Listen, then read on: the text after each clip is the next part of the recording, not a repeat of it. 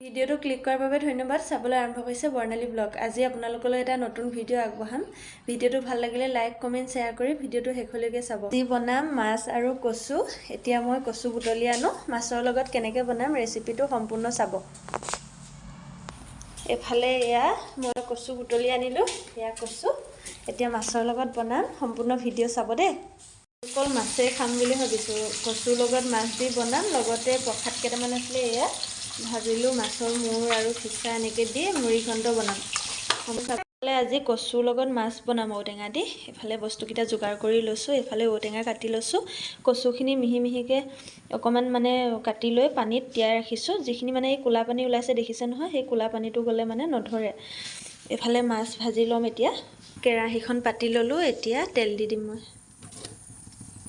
কেৰাহী গৰম হোৱাৰ পিছত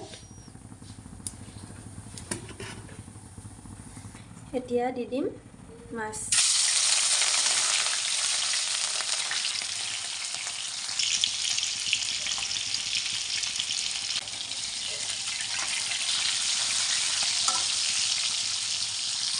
ৰঙা হোৱালৈকে মাছটো ভাজিব লাগিব।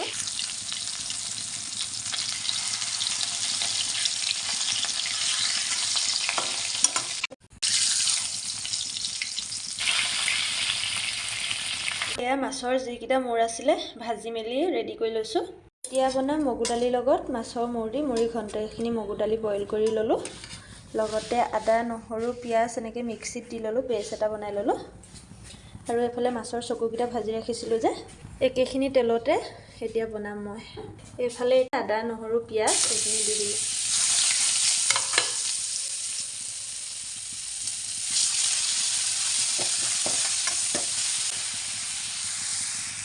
ইয়াত অকণমান মছলা দিলে খাই বেছি ভাল লাগে, জ্বলা হ'লে ভাল লাগে। এইটো মুড়িঘণ্ট সদায় জ্বলা হ'লে খাই ভাল লাগে নহয়নে?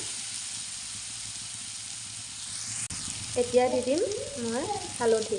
হালধি অকণমানহে দিছোঁ দেই। হালধি মই মগু দালিখিনি বইল কৰি লওঁতে তাত দি লৈছিলোঁ সেইটো কাৰণে অকণমান দিছোঁ।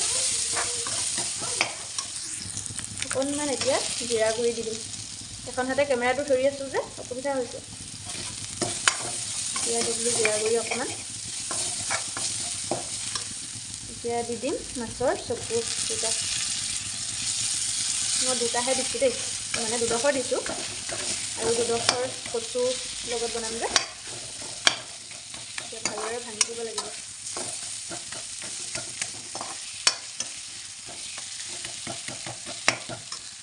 এইফালে এয়া মাছখিনি দি দিলোঁ। মাছ ভাজি এয়া হৈছে। এতিয়া মই দি দিম এয়া মগু দালিখিনি।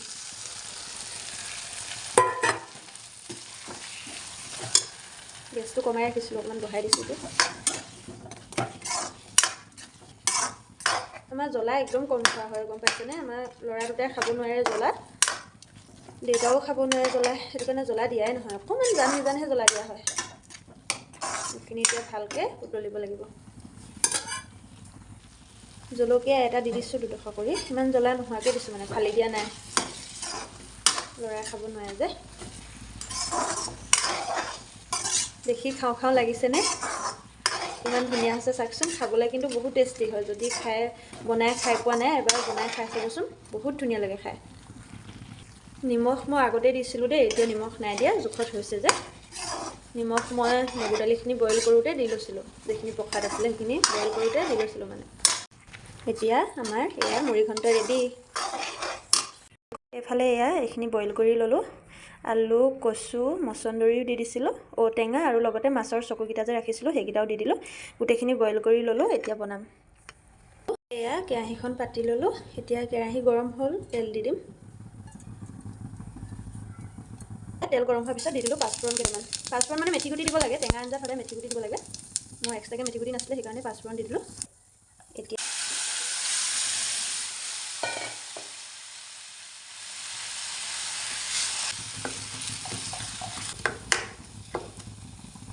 হালধি তেলত দিবলৈ পাহৰি গ'লোঁ, সেইটো কাৰণে এতিয়াই দি দিছোঁ। হালধি তেলত দিব লাগে, পিছত দিলে হালধি অকণমান গোন্ধ এটা ওলাই বুলি কয়, কিন্তু মই নাপাওঁ। কিন্তু ভাল নালাগে, হ'লেও হালধি তেলত দিলেহে ভাল লাগে। এতিয়া এইখিনি গোটেইখিনি মই ভাঙি দিম ভালকৈ। আজি মই টেঙা দি বনাইছোঁ, সেইটো কাৰণে জ্বলা নাই দিয়া। এনেই টেঙা বা জ্বলা যিকোনো এটা দিবই লাগিব। আমাৰ এইটো চাইডে এবিধ বনালে মানে জনমতি বুলি কয়। বনোৱাৰ পিছত মানে যিটো মই প্ৰথমে নাম কৈছিলোঁ যে সেই নামটো উচ্চাৰণ কৰা নহয়। নিমখ মই প্ৰথমেই দি দিছিলোঁ বইল কৰোঁতে, তেতিয়া নিমখ নাই দিয়া। অকণমান পানীটো শুহিব লাগিব, তেতিয়া খাই ভাল লাগে। আমাৰ ইয়াৰ আঞ্জা ৰেডি। গেছটো এতিয়া মই অফ কৰি দিম। এইফালে আজি আমাৰ খানা ৰেডি। এয়া দেখিছে নহয়, এইফালে মাছ, বিলাহী, জাতিলাও বনালোঁ। ৰেচিপিটো আগতে দিয়া আছে মানে, সেইটো কাৰণে এতিয়া বনোৱা নেদেখালোঁ। আজি এয়া খানা আমাৰ ৰেডি। ভিডিঅ'টো শেষলৈকে চোৱাৰ বাবে আপোনালোকক বহুত বহুত ধন্যবাদ জনালোঁ দেই।